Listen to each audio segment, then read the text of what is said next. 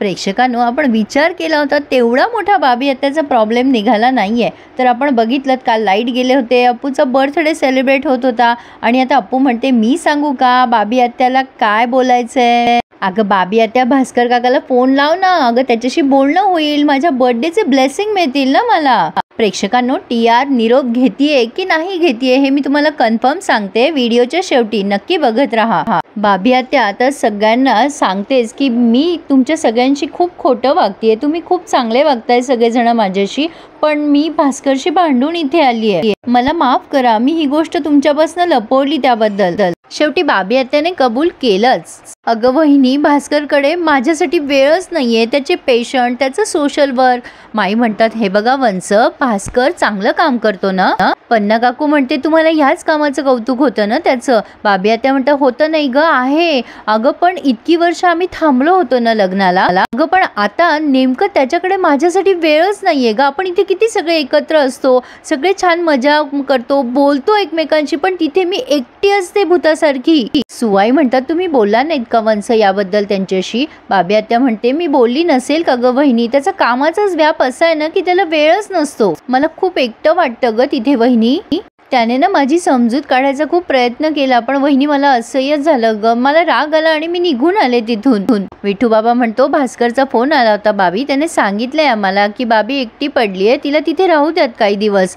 शशांक म्हणतो हे बघ बाबी आत्या, लहान तोंडी मी मोठा घास घेतोय. अगं पण मला काही कायमचा उपाय नाही वाटत आहे हा. हे बघ जे काही असेल ना ते एवढं मोठं नाहीये ग तुमचं भांडण, तुमचं किती प्रेम आहे एकमेकांवर, ह्या गोष्टींवरनं काय तुम्ही आता कायमचे वेगळे होणार आहात का.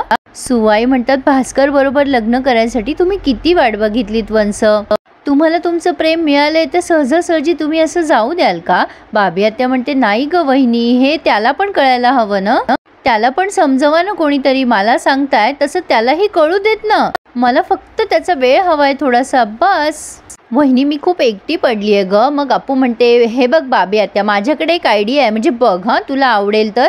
भास्कर काका सोशल वर्क करतोस ना तिथे, तुला पण आवड आहेच आहे त्याची, मग तूही मदत करत जा ना त्याला. तुम्ही दोघं एकत्र टाइम पण स्पेंड कराल आणि तुझी हाऊसही पूर्ण होईल सोशल वर्कची. अगं तुम्ही एकत्र राहाल ना जर एकत्र सोशल वर्क कराल तर. माई खूप सुंदर बोलतात प्रेक्षकांनो. वंश, संसार हा भेळेसारखा असतो, सुख दुःख वाद संवाद सगळं असतं संसारामध्ये. सुवाई म्हणतात तुम्हाला आवडतात तसे नुसते शेंगदाणे वेचून खाल्ले तर भेळेची चव कशी लागणार. माई म्हणतात आयुष्यामध्ये चढ उतार येतातच वंश, तुम्ही असं खचून गेलं तर कसं चालेल. माघार घेणाऱ्यांपैकी तुम्ही आहात का वंश, तुम्ही नक्की मार्ग काढाल, मला विश्वास आहे. विठू बाबा म्हणतो की अगं बाबी, भास्कर खूप चांगला माणूस आहे, अगं तू त्याच्या कामात मदत कर, असंच असतं की नवरा बायकोचं नातं. मग बाबी आत्याला ते एकदम पटलंय. बाबी आत्या म्हणते हो आलं माझ्या लक्षात दादा. सुवाई म्हणतात नुसतं तुमच्या लक्षात येऊन नाही चालणार, मला असं वाटतं ह्या गोष्टी भास्करच्याही लक्षात आल्या पाहिजे, त्याला कोणीतरी सांगायला हवं नसेल जाणवत त्याला तर. माई म्हणते मी यांच्या कानावर घालते आणि विठू भाऊजी बोलतीलच मित्र म्हणून, पण वंश त्याआधी तुम्ही फोन करा भास्करला आणि बोला त्याच्याशी. विठू बाबा म्हणतो चल बरं लवकर फोन करतो, वाट बघतोय तुझ्या फोनची. आणि एकदम लाईट आलंय.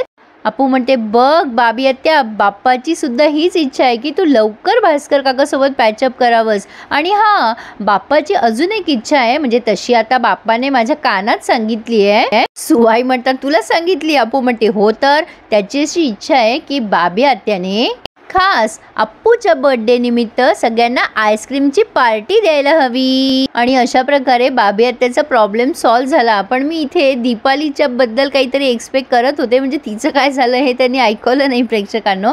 असो, पण आता बाबी आत्याला जवळ घेतलंय माईने आणि सुवाईने. पुढे आपण बघतोय अप्पू मॅडम खुश झाल्यात, आज तिचा बर्थडे मस्त सेलिब्रेट झाला. ती शशांकला हे सगळं शेअर करत असते आणि विठूबाबाने दिलेलं लेटर वाचते आणि म्हणते त्यात पेनड्राईव्ह पण आहे बघ ना खडूस. आणि त्या लेटरमध्ये लिहिलेलं असतं की अप्पू तुझे आभार कुठल्या शब्दात मानायचे कळतच नाहीये, तुझ्यामुळे आम्हाला आजी आजोबा होण्याचा आनंद मिळालाय.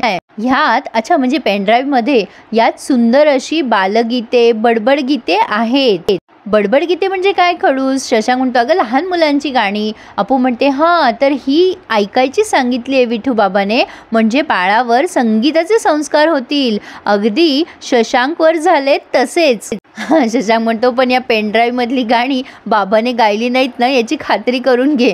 अपू त्याला म्हणते ए खडूस, अजिबात असं बोलायचं नाही हा बाबा, मी ऐकणार याच्यातली गाणी अगदी रोज, म्हणजे मला पण पाठ होऊन जातील ना गाणी, म्हणजे बाळावर गाण्याचे संस्कार होतील ना अगदी तुझ्यासारखे. तुला एक गोष्ट सांगू का खडूस? माझ्या बाबांनी ना मला आतापर्यंत खूप गिफ्ट दिले, म्हणजे birthday gift, new year gift, हे गिफ्ट ते गिफ्ट, काय काय नाही दिलं तुला सांगू. पण आज हे गिफ्ट ना माझ्यासाठी खूप युनिक आहे, विठू बाबाने दिलेलं. किती स्पेशल गिफ्ट आहे हे, एकदम युनिक गिफ्ट आहे. शशांक म्हणतो हो अपूर्वा, अगदी तुझ्यासारखंच युनिक. आता अपू जरा बायकोच्या भूमिकेत आली आणि म्हणते काय मग खडूस? शशांक कानेटकर, किती हुशार आहेस ना तुम्ही, मोठ्या मोठ्या बाता मारायच्या बऱ्या जमतात तुम्हाला. शशांक म्हणतो ए काय बोलतेस? आता अपू म्हणते तू कुठे गिफ्ट दिलंस मला? शशांक म्हणतो मी गिफ्ट दिलं नाही. ए काय सांगतेस, खरंच नाही दिलं मी तुला गिफ्ट? अपू म्हणते नाही दिलंस तू गिफ्ट मला. शशांक म्हणतो अगं आणलंय मी गिफ्ट तुझ्यासाठी, तुझ्या आवडीचं गिफ्ट आहे, कर कर विचार कर काय आणलं असेल गिफ्ट. मग अपू ओळखते चॉकलेट. शशांक म्हणतो अरे वा ओळखलंस की. अपू म्हणते आधी का नाही दिलंस? मग शशांक त्याच्या त्या बॅगमधनं एक कॅडबरी काढतो आणि अप्पूला देतो आणि ती खुश होऊन ती पटकन उघडते आणि वचा वचा खायला लागते. अरे त्याला पण द्यायची ना थोडी, असो. पण आता शशांक म्हणतो तुला मी का नाही दिलं सगळ्यांसमोर गिफ्ट, याचं कारण मी सांगितलं तर रागवशील का? अपू म्हणते नाही ना, सांग ना तू खडूस मला. शशांक म्हणतो तू जेव्हा हे चॉकलेट खात असतेस ना अपूर्वा, तेव्हा आजूबाजूच्या लोकांचं ना तुला भानच राहत नाही आणि अगदी लहान मुलींसारखी तू चॉकलेट खात असतेस. चॉकलेट खाताना ते असं गालावर नाकावर सगळीकडे उमटतं, असं छान वाटतं ना मला, तसं बघता नसतं आलं ना तुझ्याकडे. अपू त्याला थँक्यू म्हणते प्रेमाने. शशांक म्हणतो तू खुश आहेस ना अपूर्वा? अपू म्हणते हो खडूस मी खूप खुश आहे, हा बर्थडे ना माझा एकदम बेस्ट बर्थडे झालाय, खूप मजा आली रे खडूस. तुला माहिती आहे का ह्याच्या आधी ना मी माझे खूप बर्थडे सेलिब्रेट केले, कॉलेजमध्ये असताना मज्जा केली सगळ्या फ्रेंड्ससोबत सुद्धा. दरवर्षी मी माझ्या फ्रेंड्ससोबत कुठे ना कुठे पार्टी करायला जायची, कधी क्लबमध्ये कधी डान्स करायचो, मज्जा करायचो.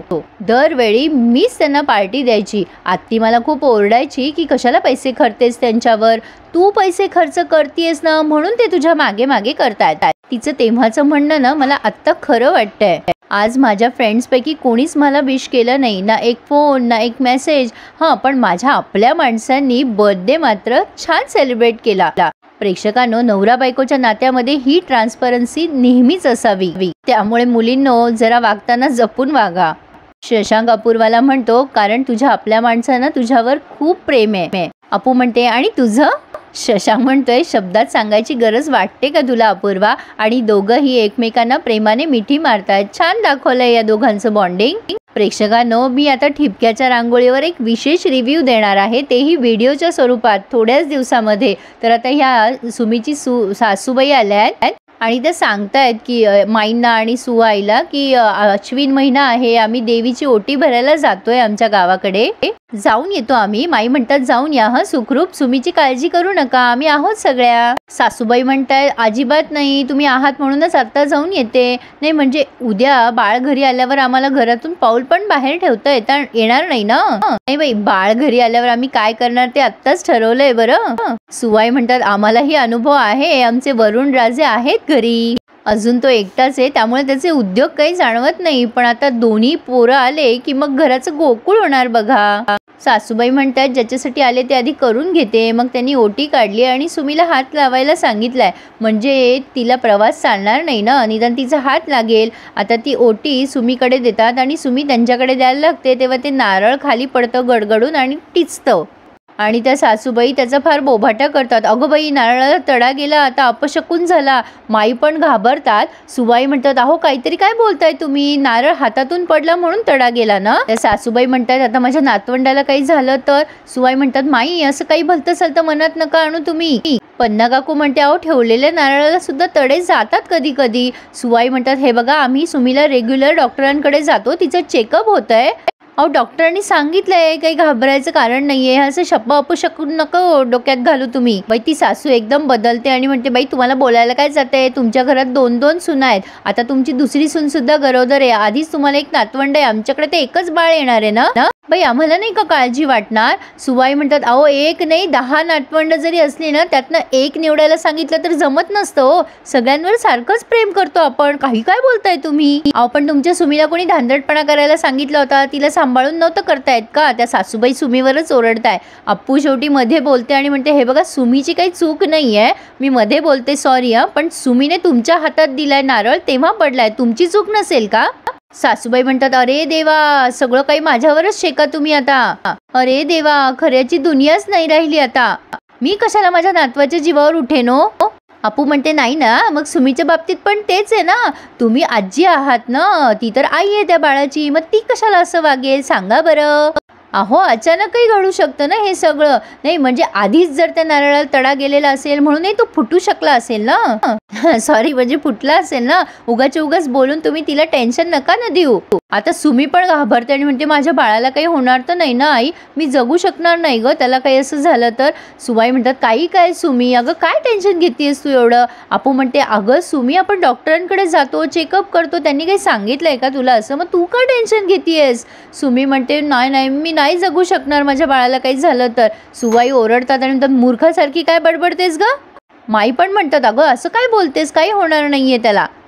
आता ती सासू लगेच म्हणते, आता तुम्ही गप्प करालो हिला, पण उद्या आमच्या नातवंडाच्या जीवाला जर काही झालं ना तर उद्या आमच्या जीवाचं काही बरं वाईट करून घेऊ. म्हणजे या सासूने ठरवलेलंच आहे की सुमीच्या बाळाचं काहीतरी बरं वाईट होणारच आहे. आता ती आजीच बोलतीये आणि पुन्हा माईट शब्दात धमकी पण दिली आहे, आम्ही तुमच्याकडे मोठ्या विश्वासाने आमच्या सुमीला पाठवलंय, जर आमच्या नातवंडाला काही झालं ना तर आम्ही स्वतःच्या जीवाचं बरं वाईट करू बरं का. अरे देवा.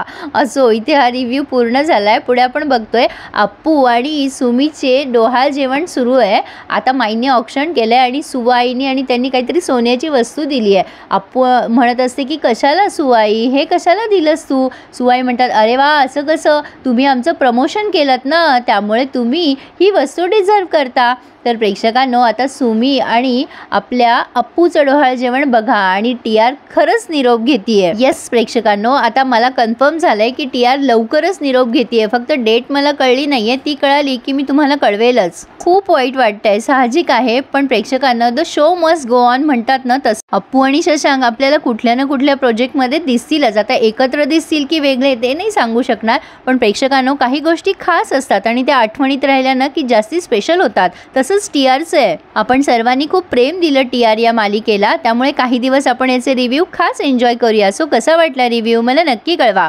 आणि अजूनही ज्यांनी नसेल चॅनल सबस्क्राईब केले त्यांनी प्लीज चॅनलला सबस्क्राईब करा. धन्यवाद.